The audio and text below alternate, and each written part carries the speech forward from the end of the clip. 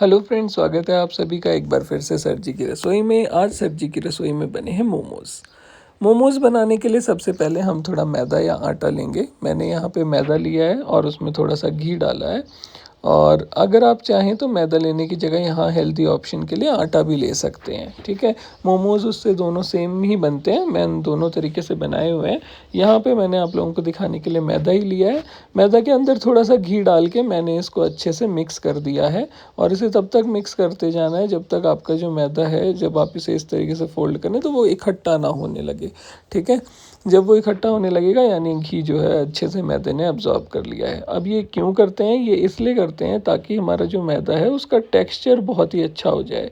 उसका टेक्सचर अच्छा होगा तो उससे अच्छी शीट्स बनेंगी, अच्छी शीट्स बनेंगी तो मोमोज़ आप आराम से उसमें डाल सकते हैं। अब थोड़ा थोड़ा पानी डाल के हम इस आटे को गूंथते जाएंगे। इसे एकदम से रोटी का आटा जिस तरीके से होता है उस तरीके से नहीं गूंदना होता है। इसको धीरे धीरे पानी डाल के गूंदिए ताकि पानी अच्छे से ये एब्जॉर्ब कर सके। और इसको थोड़ा सा हार्ड रखना होता है, थोड़ा सा टाइट, मतलब ऐसे नहीं कि बिल्कुल ही आपने इसको गीला गीला कर दिया, थोड़ा सा टाइट रखना होता है। पर ऐसे धीरे धीरे पानी डाल डाल के जब हम इसको गूंथते हैं ना तो क्या होता है, पानी एब्जॉर्ब करता जाता है। ये तो थोड़ा टाइट होता है पर वाटर कंटेंट इसमें फिर भी ठीक होता है। तो धीरे धीरे हम इसमें थोड़ा थोड़ा पानी मिलाते जाएंगे और इसको जो है गूंथते जाएंगे। थोड़ा पानी और डाला, अब इसको फिर से हम गूंथ लेंगे, ठीक है। बाइंड करते जाएंगे और पानी मिलाते जाएंगे। अब आप देख सकते हैं ये थोड़ा बाइंड होने लगा है सही से। तो इसी तरीके से बस हमें इसे बाइंड करते जाना है, करते जाना है जब तक हमें एक अच्छा प्यारा सा टेक्सचर स्मूथ सा ना मिल जाए। इसको हम जब तक पीटेंगे जब तक ये सुधर ना जाए और हमें अच्छी अच्छी बढ़िया बढ़िया सी शीट्स ना देने लगे। तो अब इसके बाद आप इसको देखिए गूंथते जाएंगे, गूंथते जाएंगे और अब ये जो एक हद तक जो है बाइंड हो गया है। अब इसको थोड़ा टेक्सचर देने के लिए, स्मूथ करने के लिए हम पानी डालेंगे क्योंकि अभी ये थोड़ा ड्राई ड्राई सा है। तो ये ड्राई भी नहीं होना चाहिए, थोड़ा सा मतलब सॉफ्ट स्मूथ बट हार्ड, ऐसा नहीं कि बहुत ज़्यादा ही ऐसे लिचपिचा सा हो गया है। तो अब आप देखिए ये अच्छे से बाइंड हो गया है। इसको पानी मिला के हमने इसको थोड़ा सॉफ्ट करने के लिए रखा है और अब हम इसको अच्छे से गूंदेंगे, अच्छे से इसकी पिटाई करेंगे जब तक ये बिल्कुल सुधर ना जाए, ठीक है। तो अब इसको हम अच्छे से और बाइंड करेंगे, अब सारा पानी, ताकि ये एब्जॉर्ब कर ले, ठीक है। और इसको गीला गीला ना रहे। अगर आपका आटा हल्का गीला हो जाता है ना तो उसको वापस से टाइट करने का एक ऑप्शन होता है कि उसको आप और ज़्यादा बाइंड कीजिए, है ना। जब कुछ चीज़ बिगड़ रही है तो पिटाई इज़ अ सेकेंड ऑप्शन। तो अब इसको आप अच्छे से देखिए ये बाइंड हो गया है और वाटर कंटेंट भी इसमें जो है वो नॉर्मल हो गया है, इसमें ज़्यादा पानी अब नहीं है, ठीक है। तो हम बस इसको थोड़ा इस तरीके से बाइंड करेंगे। इससे क्या होता है, जो मैदा होता है ना वो थोड़ा स्ट्रेच होता जाता है। जितना ज़्यादा स्ट्रेच होता जाता है उतना ज़्यादा मैदा जो है उसका टेक्सचर और ज़्यादा सुधरता जाता है। तो जैसे पिज़्ज़ा में हम उसे पीटते हैं बहुत ज़्यादा और खींचते हैं और ऐसे करते हैं, वो इसमें नहीं करना। पर ये हो गया है देखिए। अब इसको एयर टाइट कंटेनर में या किसी पॉली बैग में डाल के रखना है ताकि एटमॉस्फेयर से इसका कनेक्शन टूट जाए। अब देखिए ये सब्जियां हम यूज़ करेंगे। गोभी हमने ली है सबसे पहले, तो फिलिंग बना रहे हैं अब हम उसकी। तो गोभी को मैंने चॉपर में डाल के चॉप किया है। आप चाहें तो चॉपिंग बोर्ड और नाइफ को यूज़ करके इसको फाइनली चॉप कर सकते हैं। देखिए अब ये गोभी जो है अभी भी थोड़ी बड़ी लग रही है मुझे, तो इसीलिए मैं क्या करूँगा, इसको फिर से और ज़्यादा चलाऊँगा। अब ये जब चॉप हो जाएगी, एकदम फाइनली चॉप हो जाएगी, तब तक मुझे इसे करना है। इसको अच्छे से शेक किया मैंने ताकि कहीं से भी बड़े छोटे पार्टिकल्स ना रहें। तो अब आप देखिए ये फाइनली चॉप हो गई है। इसको मैं निकाल दूंगा अब एक डब्बे में, डोंगे में निकाल दिया है मैंने इसको। अब इसमें डालने के बाद जो मेरा सेकंड लॉट है गोभी का वो मैं इसमें डालूंगा। अगर आपके पास बड़ा चॉपर है कोई तो आप उसमें डाल सकते हैं। इसको बारीक चॉप करने के लिए आप नाइफ़ भी यूज़ कर सकते हैं, चॉपिंग बोर्ड और चॉपिंग नाइफ़ यूज़ कर सकते हैं या इलेक्ट्रिक चॉपर यूज़ कर सकते हैं। मैंने यहाँ पे ये हैंड चॉपर यूज़ किया है। इसको अच्छे से आप चॉप करेंगे, बारीक करना है हमें सारी सब्जियों को। जितना हमारी सब्जियाँ, बिल्कुल ऐसे कचुम्बर भी नहीं निकालना है। जितने हमारे पीस छोटे होते हैं ना, फिलिंग उतनी ज़्यादा टेस्टी बनती है और उसका मोमोज का टेक्स्चर भी अंदर से उतना ही ज़्यादा अच्छा बनता है, ठीक है। तो अब इसको मैंने अच्छे से देखिए ये चॉप कर लिया है। अब इसको भी निकाल के मैं अपने कंटेनर में डाल लूँगा। इसको अच्छे से साफ़ कर लेंगे, निकाल लेंगे। अब हमें इसके अंदर जो है वो बाकी सब्जियां भी चॉप करनी है धीरे धीरे, ठीक है।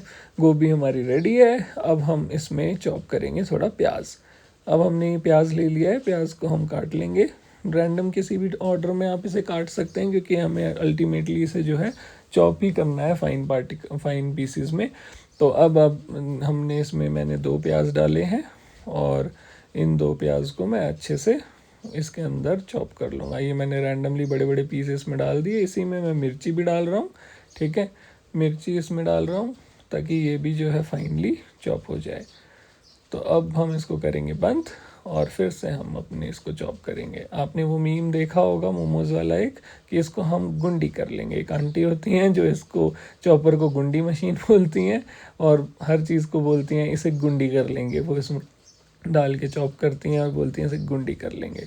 तो हम भी इसे गुंडी मशीन बोलते हैं। हमने अपने प्याज जो हैं वो गुंडी कर लिए हैं और अब मुझे ये थोड़े बड़े लग रहे थे, इसलिए मैंने इसको थोड़ी देर और चलाया ताकि ये जो है फाइनली चॉप हो जाए, ठीक है, फाइनली पीसेज हमें इसके मिले।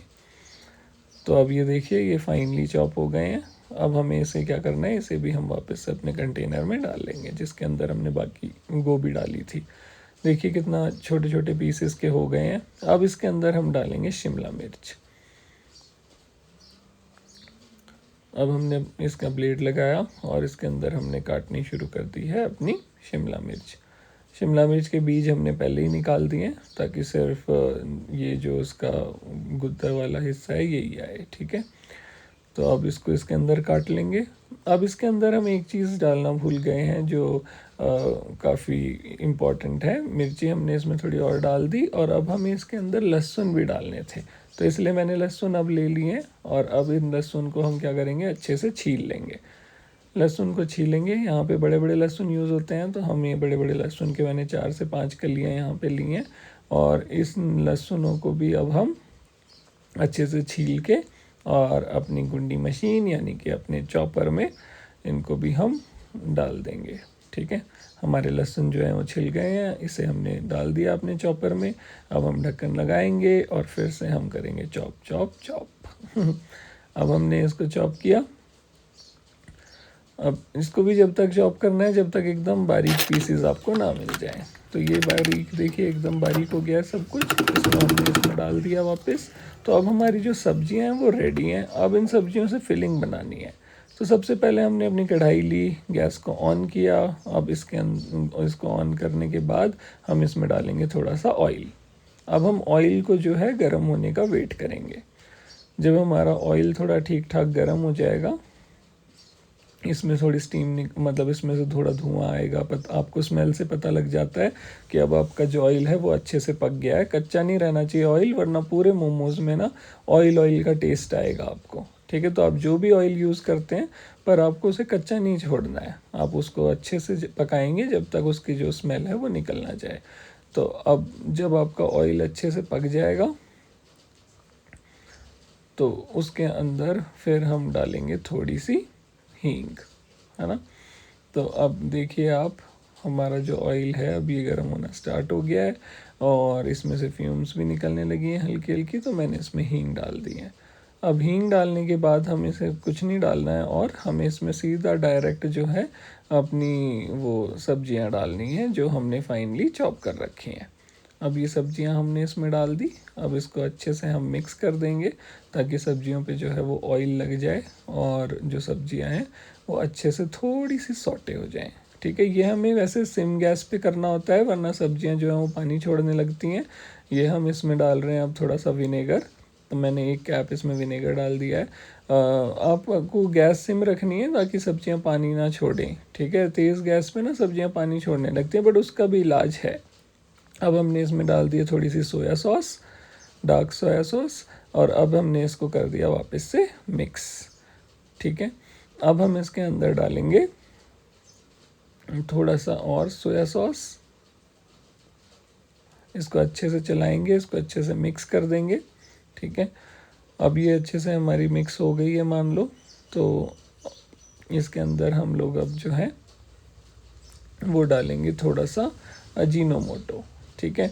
अजीनोमोटो अगर आपके पास नहीं है, ये चाइनीज़ फूड में डलता है मोस्टली, पर अगर आपके पास नहीं है तो आप इसे स्किप भी कर सकते हैं। आप नहीं डालेंगे तो भी कोई ख़ास चेंज नहीं आता है। हमारे पास है तो हम डाल रहे हैं, ठीक है। तो अब आप इसको अच्छे से मिक्स कर देंगे, इसको चलाते रहेंगे ताकि सब्जियां लगें ना, ठीक है। अब हमने इसमें डाल दिया है नमक। पर देखिए सब्जियां जो हैं वो थोड़ा सा पानी छोड़ना शुरू कर गई हैं यहाँ पे। तो अब जब ऐसी सिचुएशन आ जाए जहाँ पे आपकी जो सब्जियां हैं वो थोड़ा थोड़ा पानी छोड़ने लगे, तो पहले आप इसे पका लीजिए। मिर्ची डाल दी है हमने, इसमें कश्मीरी लाल मिर्च डाली है, ठीक है। तो फिर से इसको मिक्स कर देंगे। तो जब ऐसी सिचुएशन आ जाए कि आपकी सब्जियां पानी छोड़ने लगें और आपको लगे कि मेरा पेस्ट तो पूरा गीला बन रहा है, तो आप इसके अंदर डाल सकते हैं थोड़ा कॉर्न स्टार्च। तो यहाँ पे हमारी सब्जियों ने भी थोड़ा पानी छोड़ दिया था, तो हमने क्या किया, इसके अंदर थोड़ा कॉर्न स्टार्च डाल दिया। कॉर्न स्टार्च क्या करता है, सारे मॉइस्चर को एब्जॉर्ब कर लेता है, बाइंड करता है। कॉर्न स्टार्च ना हो तो आप थोड़ा चावल का आटा इसमें डाल सकते हैं, ठीक है। तो अब हमने इसको अच्छे से क्या करना है, मिक्स करना है। देखिए, और ये सब्जियां जो हैं, क्योंकि हम साथ साथ इसको पकाए जा रहे हैं और थोड़ा चलाए जा रहे हैं, तो सब्जियां पक भी गई हैं साथ में थोड़ी, एकदम कच्चा टेस्ट इसका नहीं है, ठीक है। और हमें बिल्कुल इसकी कोई सब्जी भी नहीं बनानी है कि भाजी बनानी है बिल्कुल, तो हम बिल्कुल ही इसको पका दें, फिर मोमोज़ में वो टेस्ट नहीं आएगा। अब हम इसमें क्रम्बल करके पनीर डाल रहे हैं, क्योंकि हम वेज मोमोज़ बना रहे हैं और साथ में इसमें पनीर डाला है, तो पनीर मोमोज़ हैं ये। अब इसको अच्छे से मिक्स करना है कि जो पनीर क्रम्बल्ड करके आपने डाला है उसके जो पीसीज हैं वो अच्छे से टूट जाएं और अच्छे से इसके अंदर मिक्स हो जाएं। ऐसे ना हो कि कहीं पनीर का पीस आ रहा है, कहीं नहीं आ रहा है। तो इसको अच्छे से मिक्स करना है। इसको थोड़ा थोड़ा आप ऐसे मैश करते जाएंगे ताकि जो पनीर के पीसेस हैं ना वो अच्छे से फाइनली आपका जो ये बैटर है इसके अंदर मिक्स हो जाएं, ठीक है। ये जो आपने सब्जियां मिक्स की हैं, इसमें ऐसा ना हो कि पनीर अलग है और सब्जियां अलग घूम रही हैं। जब आप अच्छे से इसे मिक्स कर लेते हैं ना, तो पूरे उसमें पनीर जो है अच्छे से फाइनली मिक्स हो जाता है और फिर बहुत ही बेहतरीन टेस्ट हमें हमारे मोमोज़ में मिलता है। तो अब देखिए पनीर जो है मेरा हो गया है इसमें मिक्स। थोड़े बहुत पीसेस और जो मुझे दिख रहे हैं इन्हें मैं तोड़ने की कोशिश कर रहा हूँ, ठीक है। इसे मिक्स करने की कोशिश कर रहा हूँ। अब इसे साइड में ठंडा होने के लिए रख देना है। जब तक वो ठंडा होता है हम मोमोज़ की तैयारी कर लेते हैं, ठीक है। मोमोज़ की शीट्स बनाने की तैयारी।